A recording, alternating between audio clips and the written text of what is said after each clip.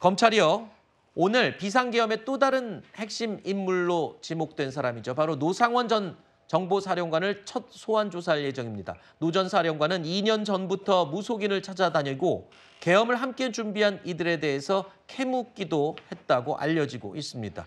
검찰에 구속 송치되던 모습 잠시 보시죠. 저는 버거보살 노상원이 누군지 알지 못합니다. 아무런 사적 인연도 없는 노상원의 수첩에 제가 포함되어 있다면 내란숙의 윤석열이 노상원을 통해 살해 의도를 드러냈다고밖에 해석할 수밖에 없습니다. 노상원을 수사하고 있는 경찰 국가수사본부는 수첩에 표기된 16명이 누구인지 즉각 공개하십시오. 수첩에 누구 사살하라고 썼습니까? 수첩 메모 내용 누구와 상의했습니까?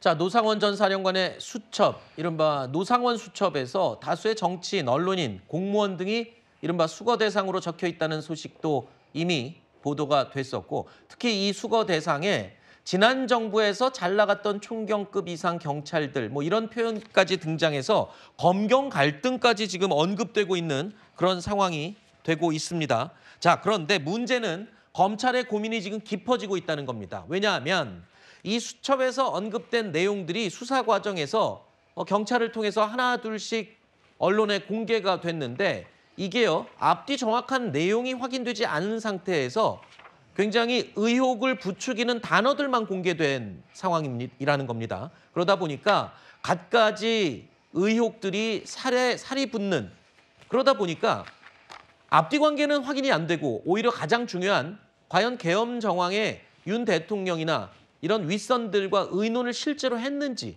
아니면 수첩이 저게 언제 작성된 건지, 본인의 혼자 생각을 적어놓은 건지, 이런 내용들이 전혀 확인이 되지 않고 있다는 겁니다. 그래서 검찰도 함부로 단정적으로 얘기할 수 없는 부분이 많다. 일각에서는 일종의 가짜 뉴스가 확대 재생산되고 있다는 의견까지 나오고 있더군요.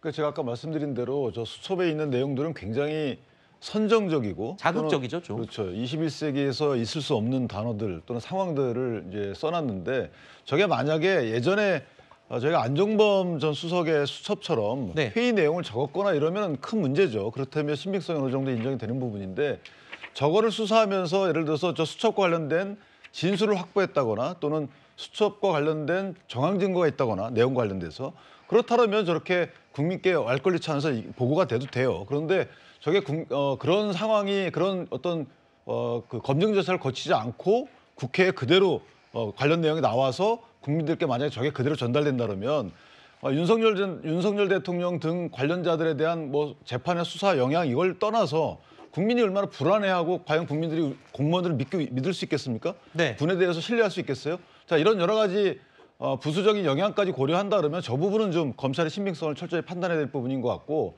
또 하나는 국회에서도 현안 질의 과정에서 조금 더 다른 것들이요. 좀 네. 많이 검증된 부분들. 네. 저렇게 일단 선정적인 것들 마치 일정 유튜버처럼 그렇게 하지 말고 검증 과정을 거친 것들을 국민적 알 권리 차원에서 국회의원들이 본인의 어떤 직무 수행 그런 차원에서 하는 게 맞지, 지금 이런 상황은 좀 뭔가 원래 국회의원 직무와 맞지 않는다 이런 생각이 네. 드는 것이고, 마지막으로 수사기관 등도 마찬가지입니다. 지금 또 나왔잖아요. 수사기관에 저런 내용이 어떤 건지에 대해서 국민께 지금 알려지면은 부적절한 시기거든요. 그렇다면 네. 국회의원들이 아무리 얘기를 한다 하더라도 수사 과정 중에 있다라고 해서 저희 얘기를 국회의원께 얘기하는 것은 적절치 않다 이렇게 생각합니다. 네, 몇 가지 경찰이 취재진에게 밝힌 단어들, 일종의 자극적인 몇 가지 단어들 때문에 어마어마한 의혹들이 지금 쏟아져 나오고 있습니다. 사실 저희 제작진도 오늘 아침에 이 방송을 준비하면서 언론에 보도되고 있는 쏟아지는 여러 가지 귀가 혹할 수 있는 그런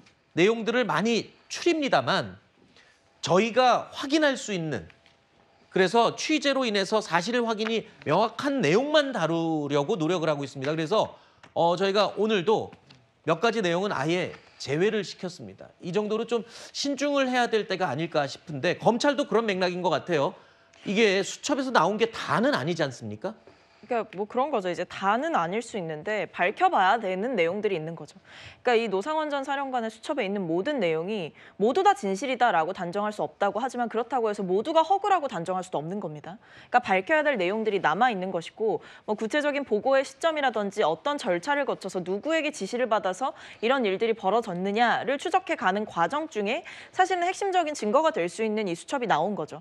뭐 회의록이 아니니까 이 민간인의 수첩이라는 것이 얼마나 파급력이 있겠느냐라고 말씀하시는 분도 있지만 일단 이 사람이 민간인임에도 불구하고 그 햄버거 회동을 통해서 계엄을 사전에 모의하고 계엄 당일에도 탱크 부대장을 판교 정보사 사무실에 대기시키거나 이런 명령들을 해왔고 조직을 만들어 왔다라는 것 자체만으로도 저는 이 수첩에 담겨 있는 내용들의 일정 부분 신빙성은 충분히 가져간다 이런 생각이 드는 거고요. 네. 말씀하신 대로 뭐 디테일한 부분들은 좀 밝혀봐야 되겠지만 그렇다고 해서 이 수첩에 나와 있는 내용들은 그저 어떤 뭐 혹할 수 있는 내용이긴 하나 전부 다 거짓이다 이렇게 보기에는 그동안 흘러나오고 있는 뭐 내용들 그리고 수사 과정에서 밝혀지고 있는 내용들 확보되는 증거들 이런 것들을 봤을 때 네. 아예 다 거짓이라고 단정할 수 없는 상황이다. 그렇기 때문에 지켜봐야 한다 이 생각입니다. 알겠습니다.